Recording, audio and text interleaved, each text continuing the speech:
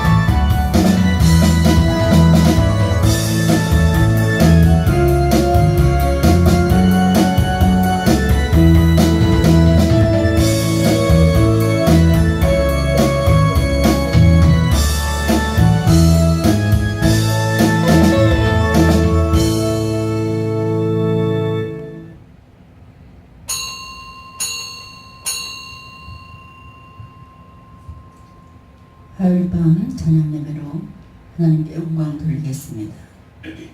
사도신경으로 신앙 고백 드리겠습니다. 전능하사 천지를 만드신 하나님 아버지를 내가 믿사오며 그의 아들 우리 주 예수 그리스도를 믿사오니 이는 성령으로 잉태하사 동정녀 마리를 낳으시고 본디오 빌라도에게 고난을 받으사 십자가에 못 박혀 죽으시고 장사한 지 사흘 만에 죽은 자 가운데서 다스라가시며 하늘에 오르사 전능하신 하나님 우편에 앉아 계시다가 저리로서 산자와 죽은 자를 심판하러 오시리라.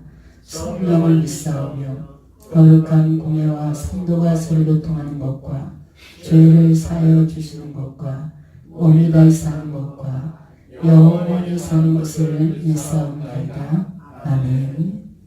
찬송가 482장 찬양하겠습니다.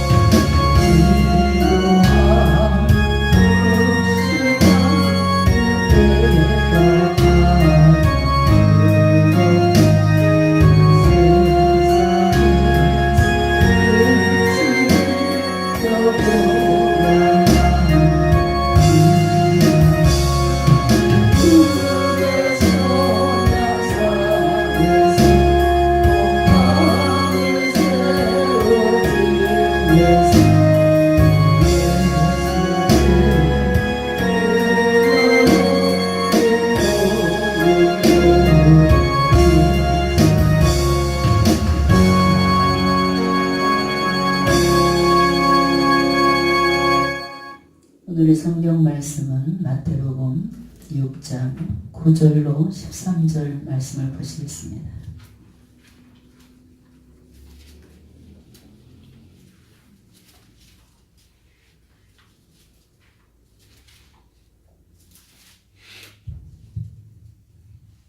마태복음 6장 9절로 13절 말씀을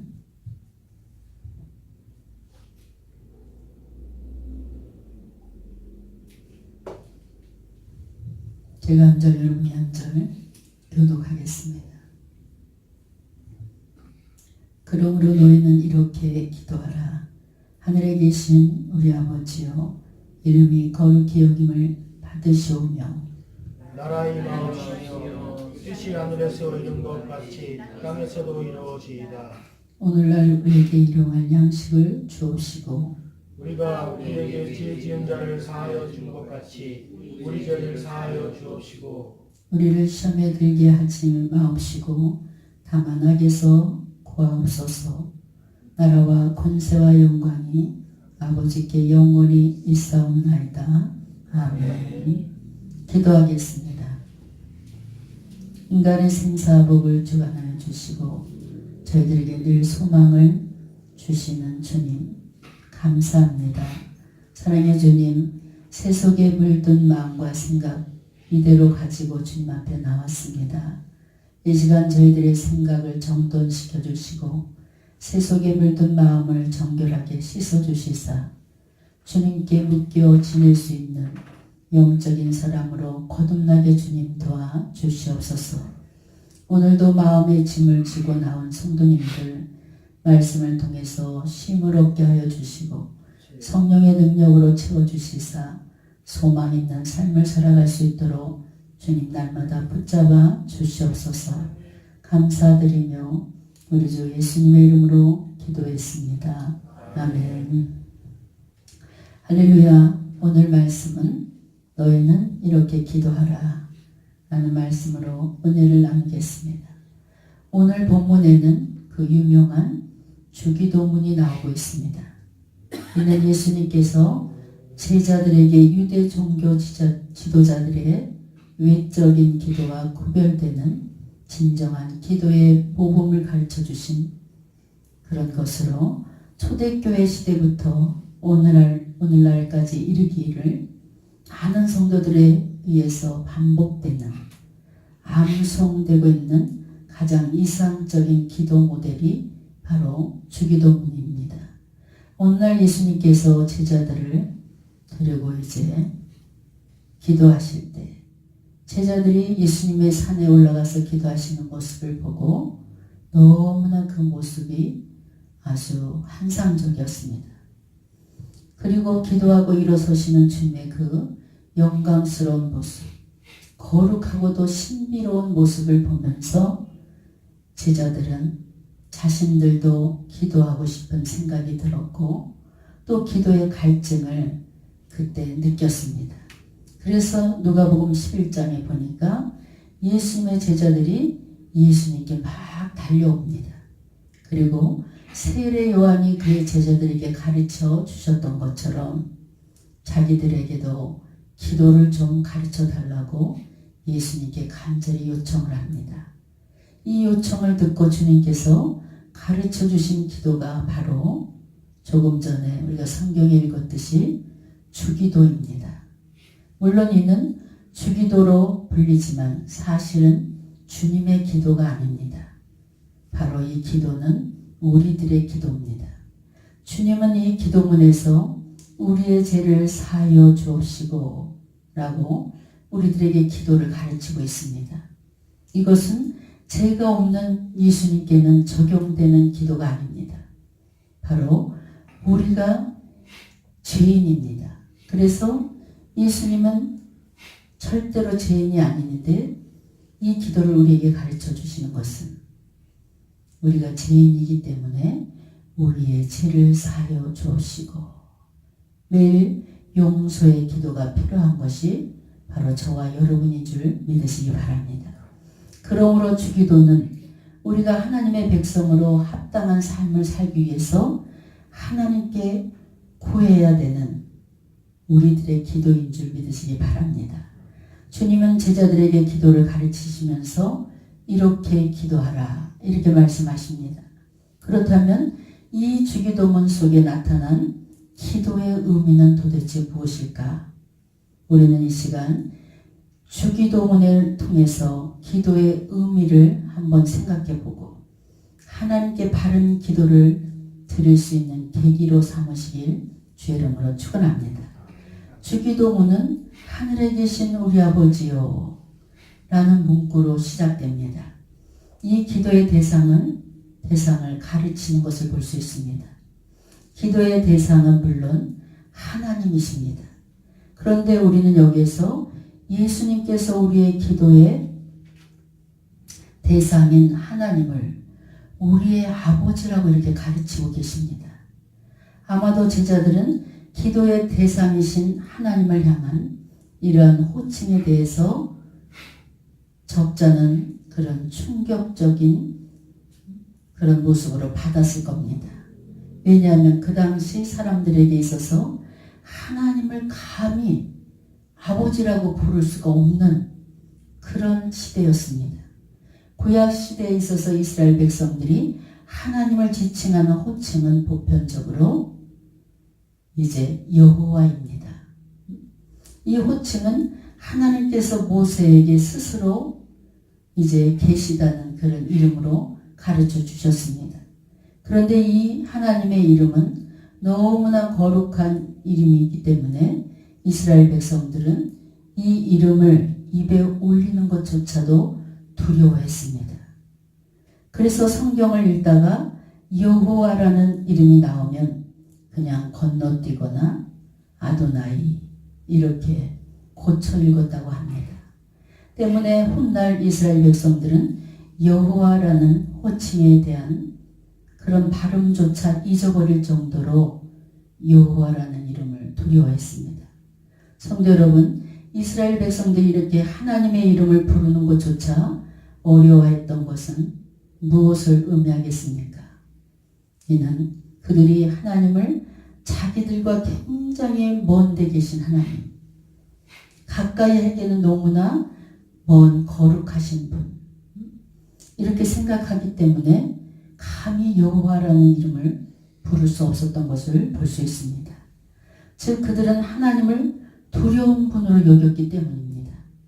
그런데 예수님은 제자들에게 기도를 가르쳐 주시면서 기도의 대상인 하나님을 우리의 아버지가 되심을 다시 한번 우리에게 가르쳐 주고 있습니다. 즉 하나님은 두렵고 멀리 계신 분이 아니라 성도 한 사람 한 사람 모두를 자녀로 삼아주시고 보살펴 주시는 아버지가 되신다는 것을 예수님께서 제자들에게 가르치고 있습니다. 그 당시 예수님은 아랍어를 주로 사용하셨는데 아랍어에는 아버지라는 거창한 존칭 대신 간단한 애칭으로 아바 이렇게 이제 호칭한 것을 볼 수 있습니다. 이것은 우리말로 아빠와 같은 애칭을 상징합니다.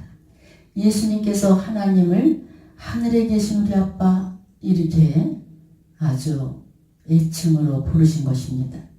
이는 하나님이 우리에게서 멀리 계시고 두려운 존재가 아니라 우리를 사랑하시는 매우 친근하신 분, 매우 가까운 분이라는 것을 강조하는 표현입니다. 그래서 성경에 아바 아바지요 이렇게 기록된 것도 있습니다. 여러분 자녀들이 아버지를 향해서 아빠 이렇게 부르는 모습을 한번 상상해 보세요. 얼마나 친근감이 넘칩니까? 어떤 집에 가보면 자녀들이 아버지 이렇게 부르는 집이 있고 또 어떤 집에 가면 아빠 이렇게 부르는 집이 있어요. 근데 아빠 이렇게 부를 때 굉장히 가깝고 아주 친근감이 넘치는 것을 볼 수 있습니다. 자식이 아버지를 향해서 아빠라고 부를 때 두 사이에는 어떠한 거리낌도 없다는 것을 느낄 수 있습니다. 여러분 하나님께서 우리에게는 아빠이십니다. 하늘을 만드시고 만유를 만드시고 통치하시는 그 하나님이 바로 저와 여러분의 아주 가까운 아빠라는 사실을 믿으시기 바랍니다. 그래서 예수님은 하나님께 기도할 때 먼저 이 하나님을 우리의 아빠로 부르라고 가르치고 계십니다. 그러면 왜 예수님은 하나님을 먼저 부를 것을 말씀하고 계시나? 하늘에 계신 우리 아버지요. 이렇게 아버지를 먼저 찾으라는 것이 그것은 하나님으로부터 우리에게 임재하게 하기 위해서입니다. 하나님은 우리가 하나님을 부르면서 우리에게로 오셔서 임재하셔서 이렇게 임재하시길 바라는 거예요. 여러분 쉽게 표현해 드리자면 우리가 집에서 아이들이 아빠, 엄마 하고 부르면 대답 안 하는 부모가 어디 있어? 왜? 무슨 일이니? 이렇게 금방 대답을 합니다. 마찬가지입니다. 우리 하나님께서도 우리가 정말 예수 그리스도를 영접하시고 하나님을 아버지로 믿고 하늘에 계신 우리 아빠 이렇게 부를 때마다 저와 여러분에게 다가와 주신다는 것입니다. 바로 그러한 의미에서 기도란 하나님의 임재를 구하는 거예요. 즉 기도는 하나님과 만나고 대화하고 교제하기 위해서 하나님의 임재를 구하는 일을 먼저 해야 됩니다. 혹시 여러분 중에 기도를 종교의식으로 생각하고 그냥 습관적으로 기도하는 분들이 참으로 많습니다. 그러한 기도는 단순한 종교의식의 주문일 뿐입니다. 또한 단순히 우리가 필요한 모든 것을 구하기 위해서 하나님 나 이것도 해주시고 집도 사게 해주시고 차도 사게 해주시고 우리 자녀 대학도 가게 해주시고 이렇게 무엇인가를 얻기 위해서 구하는 그런 행위가 아닌가. 본질적으로 기도란 것은 우리 아버지이신 하나님을 부르는 것이 바로 기도의 시작인 줄 믿으시기 바랍니다. 우리가 하나님을 아빠처럼 찾고 그로 말미암아 하나님께서 우리에게 다가오시고 우리를 만나주시면서 그때부터 친밀한 대화가 계속되고 또 하나님과 더 가까워짐을 기도 속에 느끼는 것이 바로 기도의 본질입니다. 이사야 55장 6절에 너희는 여호와를 만날 만한 때에 찾으라 가까이 계실 때 그를 부르라. 늘 찾고 깊은 대화가 끊어지지 않도록 늘 기도 생활을 열심히 하게 되면 하나님이 내 곁에 와 계시고 나를 사랑해 주시고 나를 안아주시고 이런 것을 기도 중에 느껴야 됩니다. 이렇게 기도의 맛을 아는 자만이 하나님과 더욱더 가까워질 수 있고 기도 시간이 아주 기다려지고 이번에 기도할 때 하나님이 무엇을 주실까? 어떤 메시지를 주실까? 이런 기대하는 그런 마음으로 무릎을 꿇게 됩니다. 다음으로 기도는 하나님의 사역을 이루는 것이다. 이렇게 말할 수 있습니다. 9절 하반절과 10절을 보면 이름이 거룩히 여김을 받으시오며 나라가 임하옵시며 뜻이 하늘에서 이루어진 것 같이 땅에서도 이루어지다. 그랬습니다. 여기서 우리는 기도의 초점이 우리 인간이 아닌 하나님께 맞춰져 있다는 것을 주목해야 됩니다. 우리는 기도가 우리의 소원이나 우리의 뜻을 이루기 위해서 하나님께 구하는 것이라고 생각하는 경향이 많습니다. 하지만 주기도문에서 아직 이 9절까지에서는 나나 우리의 소원이나 뜻에 대한 언급이 전혀 나타나고 있지 않아요. 즉 기도의 초점이 나나 우리가 아닌 하나님께 전적으로 맞춰져 있는 것을 볼 수 있습니다. 지금 주님은 하나님의 이름이 거룩히 여김을 받도록 간구하는 것, 또 하나님의 나라가 임하도록 간구하는 것, 하나님의 뜻이 하늘에서처럼 이 땅에서 이루어지도록 간구하는 것이 기도라고 가르치고 계십니다. 그렇습니다. 기도란 본질적으로 단순히 내 소원을, 내 만족을, 내 욕심을 채우기 위한 수단이 아니라는 것입니다. 즉, 내 뜻이 아니라 하나님 아버지의 뜻이 이루어지고 하나님의 영광이 높아지도록 구하는 것이 바로 기도인 줄 믿으시기 바랍니다. 내 뜻대로 이루기 위한 기도는 밑바탕에 탐욕이 자리 잡고 있습니다. 이는 기도를 할 수가 없습니다. 이러한 기도는 해도 응답이 없다고 야고보서 4장 3절에 분명히 말씀하고 계십니다. 우리가 구해야 될 것은 하나님의 영광이요 하나님 나라이고 하나님의 뜻을 성취하는 그런 기도를 해야 된다는 것입니다. 이러한 것들을 총체적으로 말하면 하나님의 사역이라고 말할 수 있어요. 기도란 바로 하나님의 사역을 위해 구하는 것이, 주님은 너희는 먼저 그의 나라와 그의 의를 구하라 라고 마태복음 6장 33절에 가르치는 것을 볼 수 있어요. 여러분, 영적인 기도가 바로 이 기도입니다. 우리는 무릎 꿇으면 먼저 그의 나라와 그의 의를 구하는 자가 되어야 됩니다. 여러분, 기독교의 기도가 다른 종교하고 다른 점이 무엇입니까? 바로 그 특성이 여기 있습니다. 다른 종교는 자기 일에 일차적인 관심을 가지고 어떤 목적을 가지고 기도합니다. 그래서 불교에 보면 뭐예요? 아들을 낳기 위해서 목적을 가지고 100일 정성 기도를 드립니다. 거의 자신의 목적을 놓고 기도하는 것이 타종교들의 그 모습을 볼 수 있어요. 우리 기독교는 하나님의 일에 일차적으로 관심을 두고 목적을 두고 기도합니다. 여러분, 이게 타종교와 기독교와 다른 점입니다. 우리는 이를 분명하게 알고 기도 생활에 반영해야 됩니다. 우리가 만약 이를 망각해버리고 우리가 필요한 것, 우리 소원을 두고 거기에 몰두한다면 우리의 기도는 다른 종교와 다를 것이 없습니다. 기복신앙이라는 소리를 들을 수밖에 없습니다.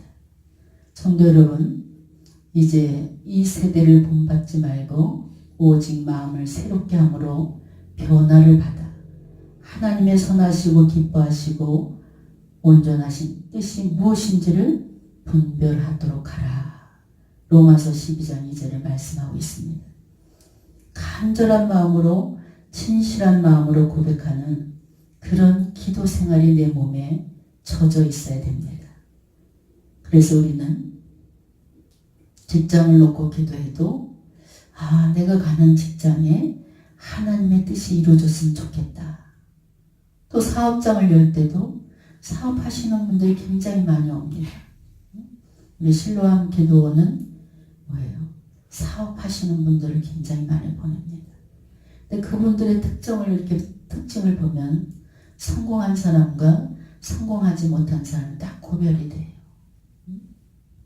성공한 사람들은 영적인 기도를 드립니다. 하나님께서 이 사업장을 내게 맡겨주셨을 때 내 계획을 먼저 세우지 않습니다.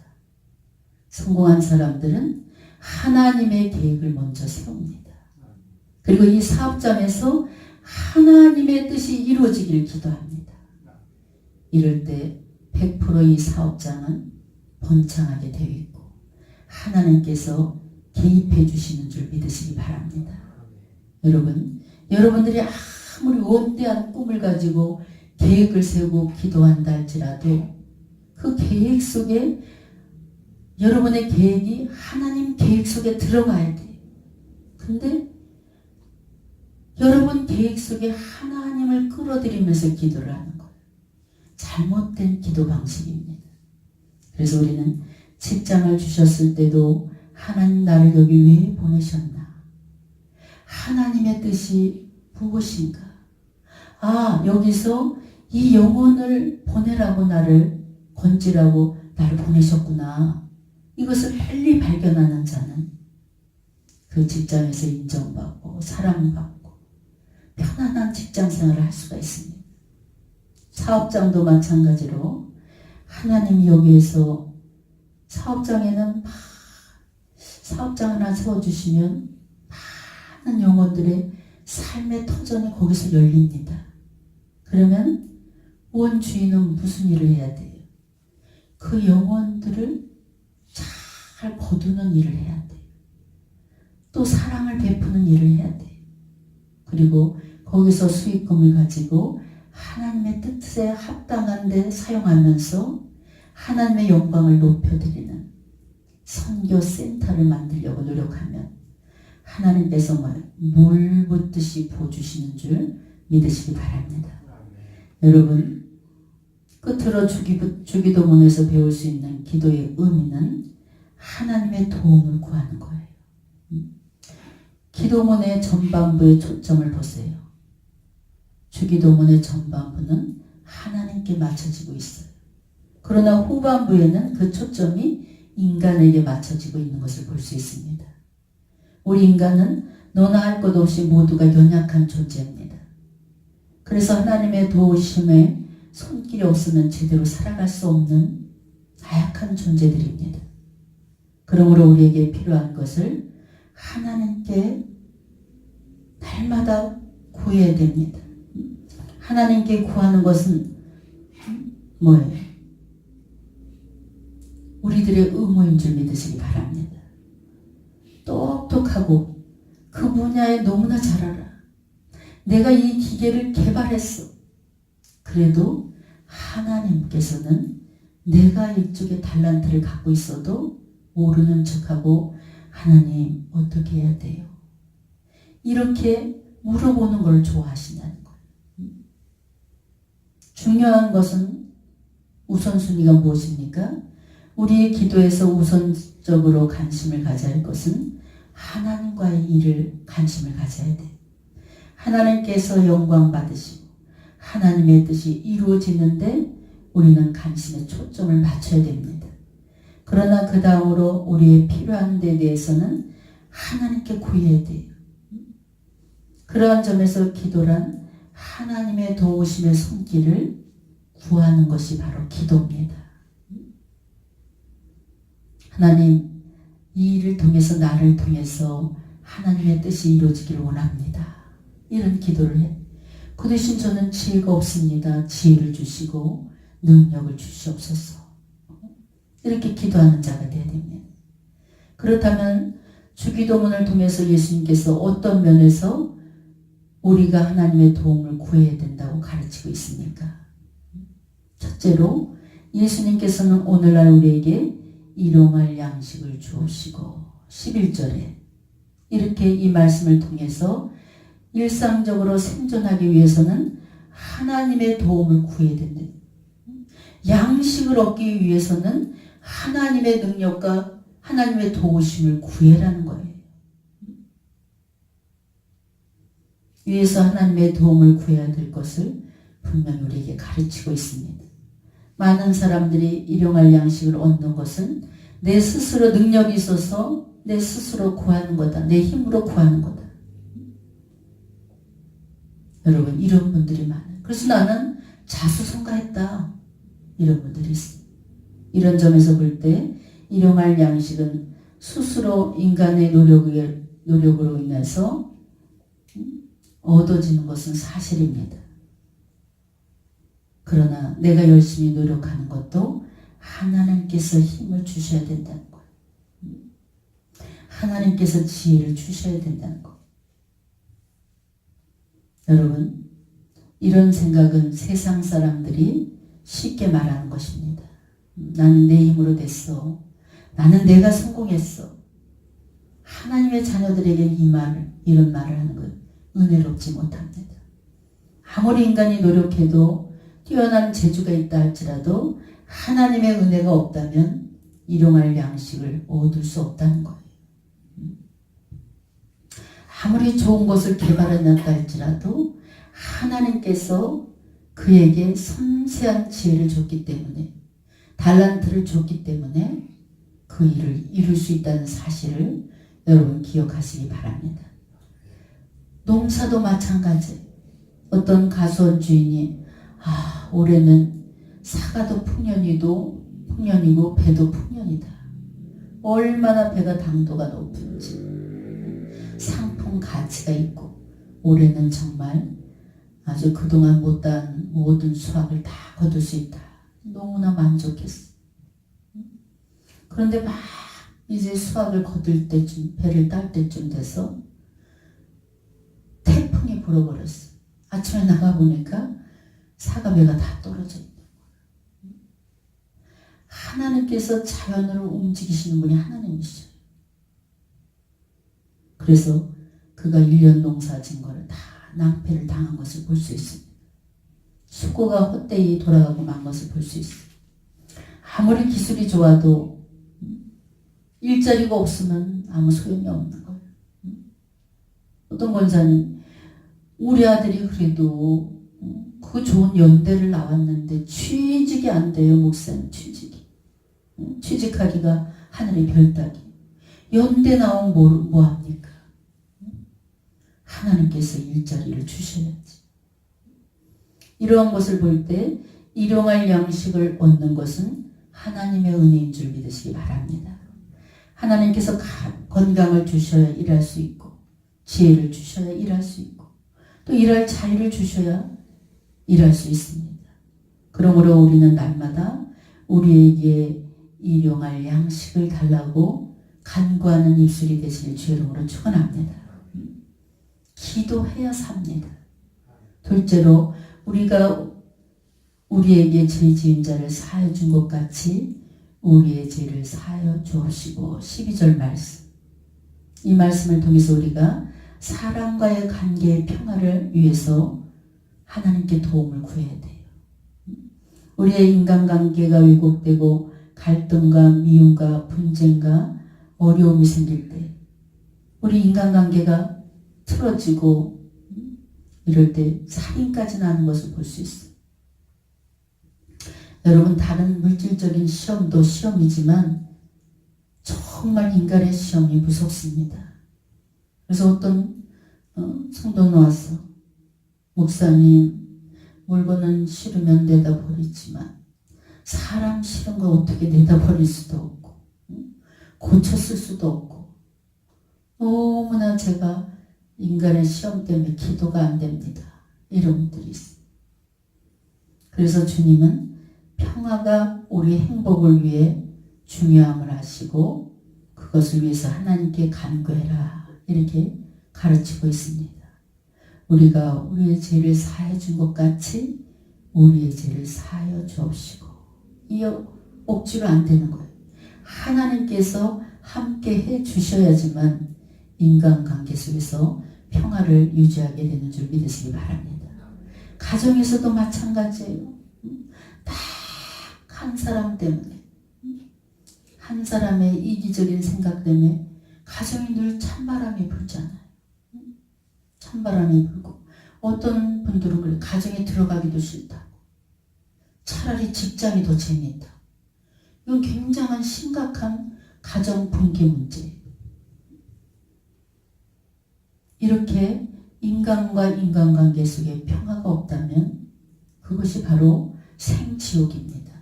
그렇기 때문에 우리는 늘 인간관계를 위해서 하나님, 저 인간의 시험에 들지 않게 해주세요. 누군가를 미워하지 않게 해주세요. 늘 간구할 수 있는 입술이 되시길 주의 이름으로 축원합니다. 세 번째로 우리를 시험에 들지 말게 하옵시며 다만 악에서 구하옵소서. 13절 말씀을 통해서 우리가 영적인 전쟁을 승리하기 위해서 하나님의 도움을 구하라는 것입니다. 우리가 정말 행복하기 위해서는 영적인 전쟁에서 승리를 해야 돼요. 영적 전쟁에서 패하여 죄에 사로잡히고 사탄의 종노릇을 하게 되면 우리는 절대로 행복할 수가 없습니다. 그러므로 우리는 우리가 영적 전쟁에서 승리할 수 있도록 하나님의 도우심의 손길을 날마다 구해야 됩니다. 이와 관련해서 예수님은 제자들을 향해서 마태복음 26장 41절에 시험에 들지 않게 깨어 기도해라, 이렇게 가르치고 있고, 사도 바울도 모든 기도와 간구를 하되 항상 성령 안에서 기도하고 이를 위하여 깨어 구하기를 항상 힘쓰며 여러 성도를 위하여 구하라. 에베소서 6장 18절에서도 사도 바울이 권면하고 있습니다. 우리로 악을 경험하게 만들고 악에서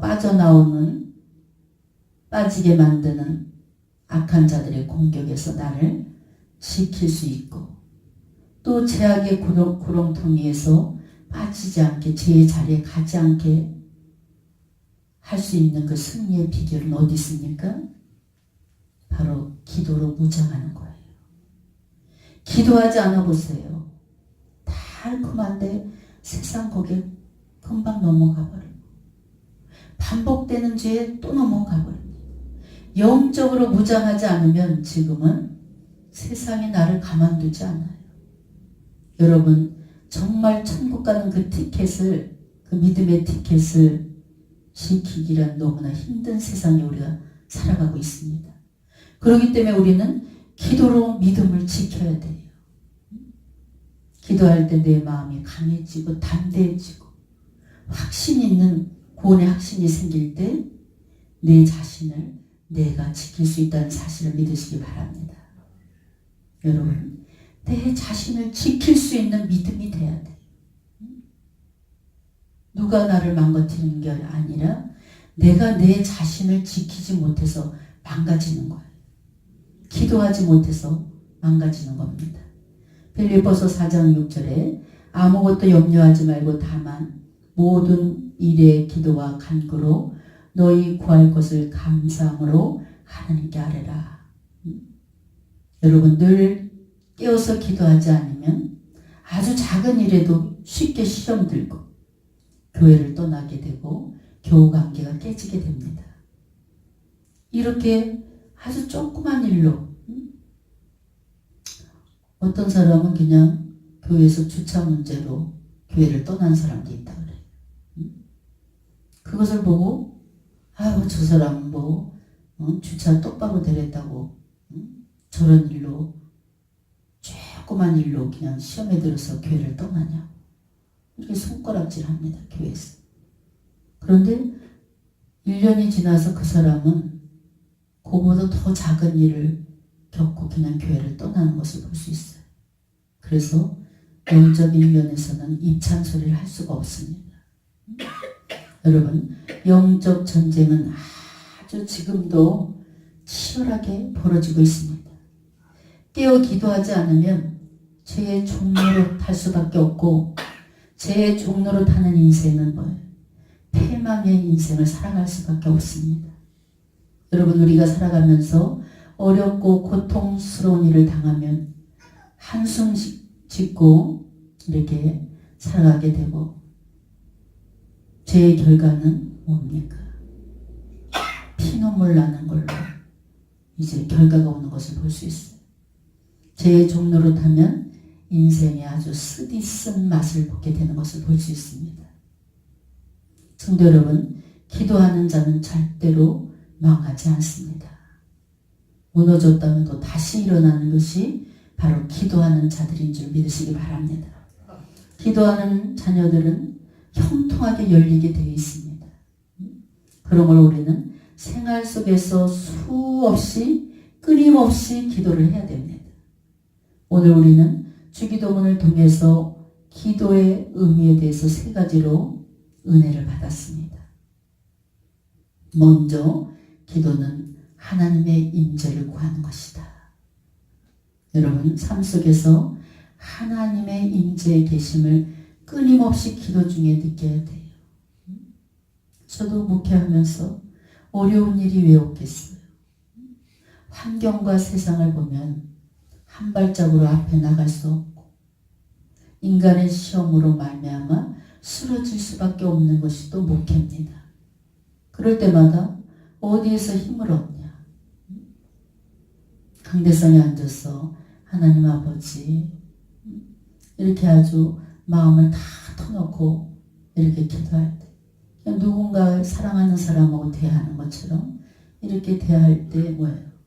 방언이 막 깊게 들어가면서 사랑하는 내 딸아 내가 너를 얼마나 사랑하는지 아느냐 이렇게 이 말이 정말 내 가슴에 와서 닿고 느껴질 때 그동안의 그냥 그 고통은 싹 사라지는 거예요.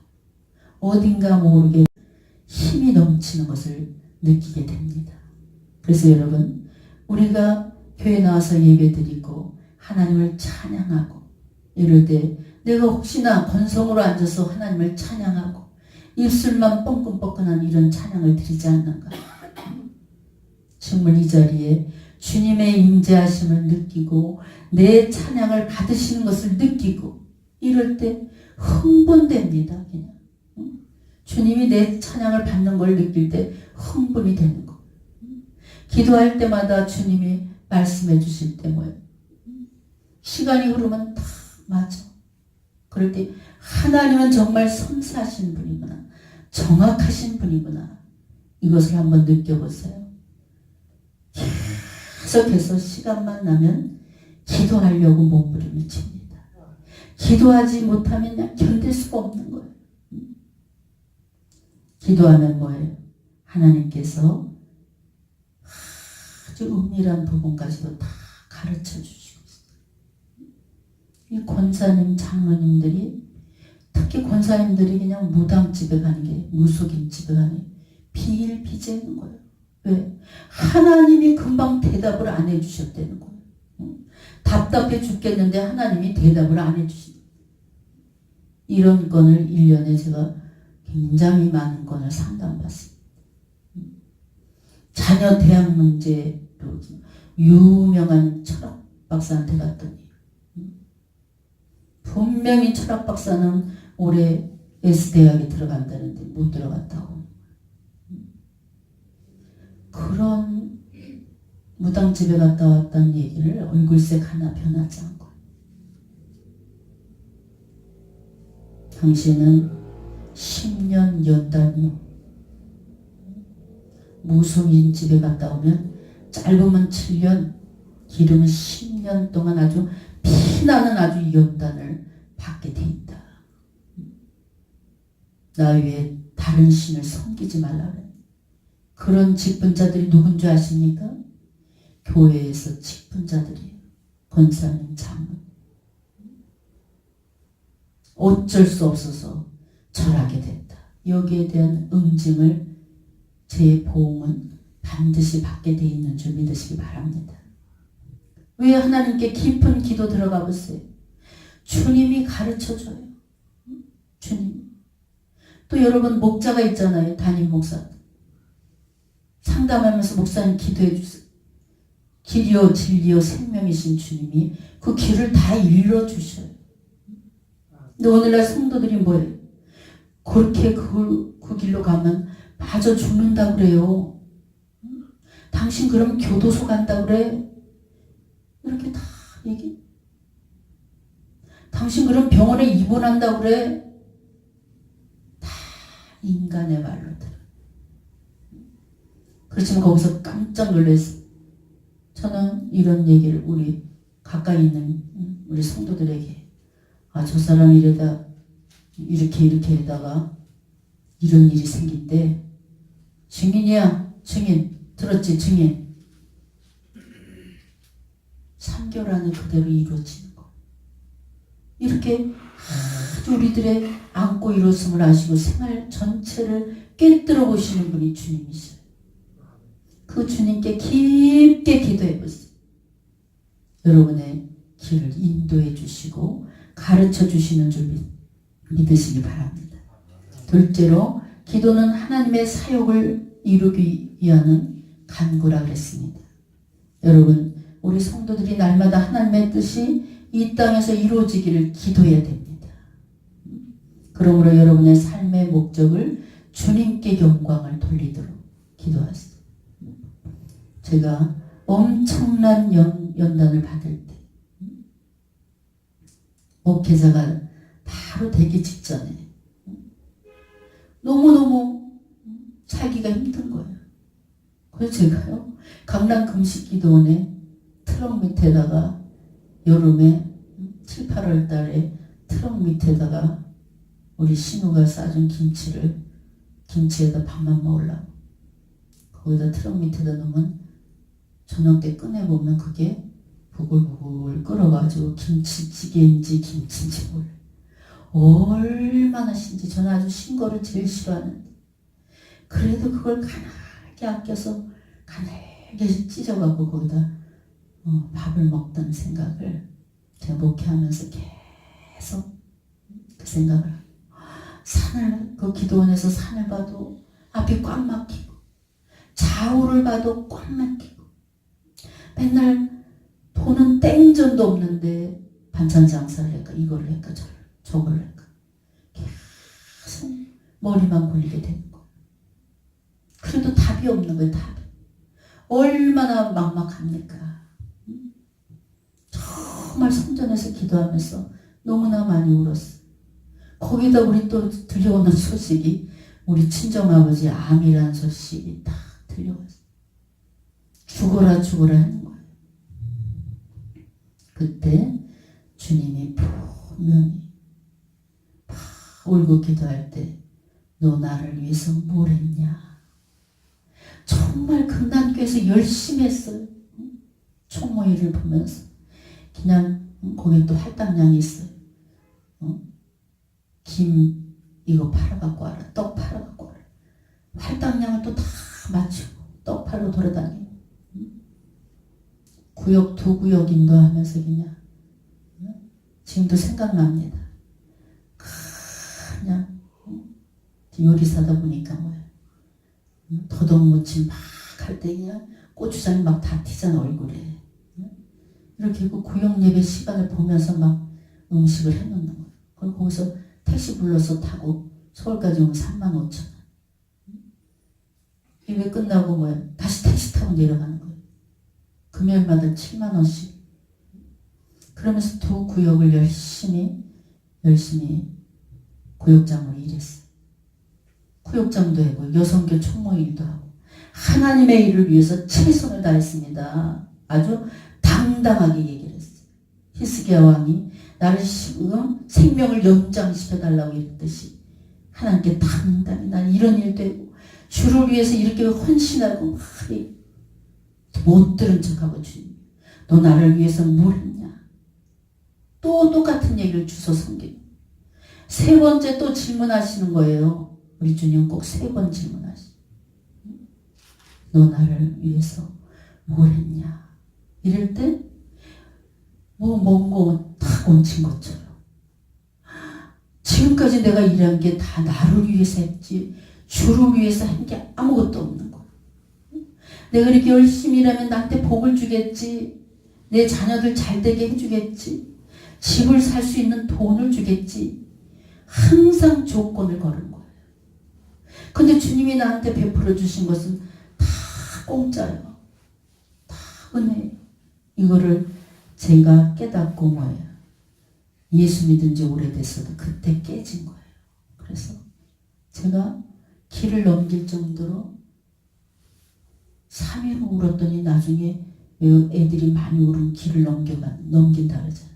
숨이 막 막힐 정도로 이렇게 울면서 회개를 하고 하나님 제가 이제부터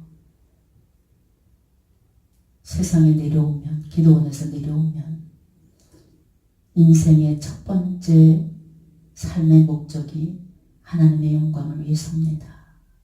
이걸 아주 주님과 다짐을 하고 내려왔어요. 그래서 하나님의 영광을 위해서 살았더니 우리 아버지 암병도 심장병 때문에 그 암을 수술할 수가 없는 거예요. 암도 3기 때 발견한 거예요. 그래서 우리 여동생 붙잡고 금남교회 기도실에서 그냥 기도밖에 없구나 해서 그냥 울면서 기도하는데 새벽녘에 남한 장군이 여단강에 7번 몸을 담갔더니 나은지라 이 말씀을 딱 주시는데 치료하신다는 확신이 왔어요.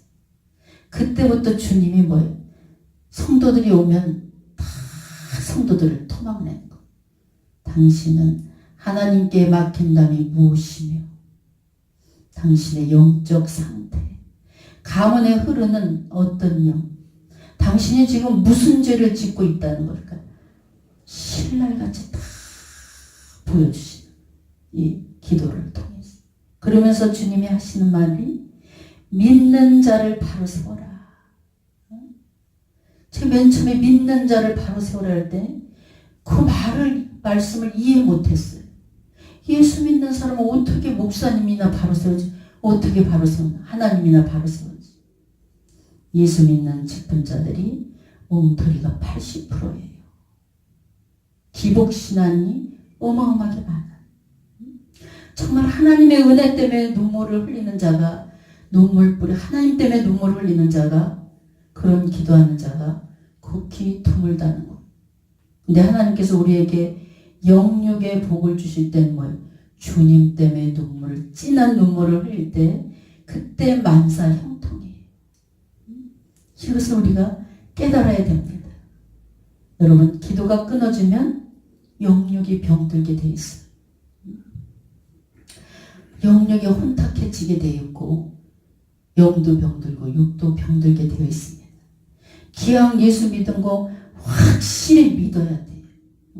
확실히 믿고 정말 기도하면서 앞으로 나가면 주님이 함께해 주십니다. 우리가 이 땅에 살아가면서 가장 큰 축복이 어떤 축복이냐? 하나님이 나와 함께하는 축복이에요. 하나님이 나와 함께하면 못하는 일이 없어요. 정말 무에서 유를 창조하신 하나님을 만나게 돼요. 여러분, 기도는 우리의 안식과 축복입니다. 그렇기 때문에 우리는 사명감을 가지고 기도해야 돼요. 바로 옆에 있는 능력 있는 김 집사를 통해서 하나님의 뜻이 이루어지는 것이 아니라 저기 앉아있는 박 전도사님을 통해서 하나님의 일이 이루어지는 것이 아니라 나를 통해서 하나님의 뜻이 이루어져야 돼. 나를 통해서 하늘의 뜻이 이 땅에서 막 이루어지는 것을 여러분들이 느껴야 됩니다. 나와 함께 하신 하나님을 많은 사람들에게 보여줄 수 있는 그런 성도가 되시길 주의 이름으로 축원합니다. 하나님이 함께하는 사업자는 왜 저래? 하나님이 함께한다는 저 기도하는 사람이 왜 저렇게 10년이나 10년 후나 똑같아? 이게 하나님의 영광 가리는 거예요. 이것이 하나님 욕먹이는 일이에요. 어머, 저 사람 보니까 정말 하나님이 함께하는 사람이야. 하나님이 정말 도와주시는 분이야, 저 사람. 그러면서 뭐 그 사람한테 사람이 붙는 거예요. 여러분, 예수 믿는 사람은 사람이 좀 붙어야 돼요. 깐깐하고 뭐 도도하고 이게 자랑이 아니에요. 예수 믿는 사람은 아주 편해야 돼요. 그래서 어떤 사람도 다 붙어서 소화를 시킬 수 있는 그런 사랑의 사람이 돼야 됩니다. 바로 기도하는 사람은 이런 사람이 되는 것을 볼 수 있어요. 근데 우리 성도들한테 또 상담 오는 성도들한테 가끔 물어요. 김한나 목사님은 아주 냉정하게 생겼다. 아주 까다롭게 생겼다. 3번 말하면 다 좋아해요. 그래서 우리 기도원에는 10년, 15년 이렇게 된 분들이 우리 신랑을 말할 때 친정집이라고 해요. 친정집. 친정집이 뭐예요? 친정 엄마인 거예요. 그래서 장로님들은 영의 아버지가 돼야 되고 기름 분 자들 영의 어머니가 돼야 돼. 왜 그러냐? 많은 사람들을 품으란 얘기, 품고 안으란 얘기. 근데 이런 게 그냥 이루어지는 것이 아니라 기도를 통해서 하나님이 둥글둥글한 마음을 주시고 흙과 같은 그런 존재를 만들어 주셨어. 그 어떤 냄새 나는 사람도 다 품고 안을 수 있는 그런 사랑의 은사를 주시는 줄 믿으시기 바랍니다. 여러분, 남들이 봤을 때, 세상 사람들이 봤을 때 기도하는 사람이야. 기도하는 사람은 마귀도 못 건드려. 더 우리가 기도해야 되지만 밥만 먹으면 저 교회는 기도만 한다. 기도하니까 이렇게 견딜 수 있는 거예요. 기도하니까 버틸 수 있는 거예요. 버티다 보면 하나님께서 이루어 주실 줄 믿으시기 바랍니다. 그래서 이 시간 내가 기도를 게을리하지 않았나. 기도할 때 내 것만 그냥 달라는 기도만 하지 않았나. 오늘 밤부터 주님을 위해서, 주님의 영광을 위해서 진한 눈물을 흘리면서 기도할 수 있는 온전한 성도가 되시길 주의 이름으로 축원합니다. 기도하겠습니다. 사랑의 주님, 주님께서 가르쳐 주신 기도문을 통해서 기도의 원리와 중요성을 다시 한번 저희들의 심령에 심어주시니 감사합니다. 저희들 늘 깨어서 기도해서 영육 간의 강건함과 영육 간의 풍요로움을 누리는 복된 성도들이 되게 주님 도와 주시옵소서. 또 부족한 우리들을 통해서 하나님의 뜻을 이 땅에서 이룰 수 있는 지혜로운 성도들이 되게 주님 함께하여 주시옵소서. 감사드리며 우리 주 예수님의 이름으로 기도했습니다. 아멘. 우리가 아무리 바빠도 일주일에 한 번씩 나와서 찬양으로 심령이 연결됩니다. 우리가 예배 전에 찬양을 많이 하는 것은 닫혀있는 심령을 열으라는 거예요. 그래서 심령이 활짝 열린 자들은 기도 줄이 잡히게 되어 있습니다. 그래서 영적인 깊은 기도를 통해서 하나님을 기도 중에 만날 수 있는 그런 여러분이 되시길 주님의 이름으로 부탁드립니다. 그래서 일주일에 한 번씩은 1시간씩 찬양하는 훈련이 돼 있어요. 여러분 모두가 기도 훈련, 찬송의 훈련, 말씀의 훈련이 잘 된 영적인 성도로 거듭나시길 주의 이름으로 부탁드립니다.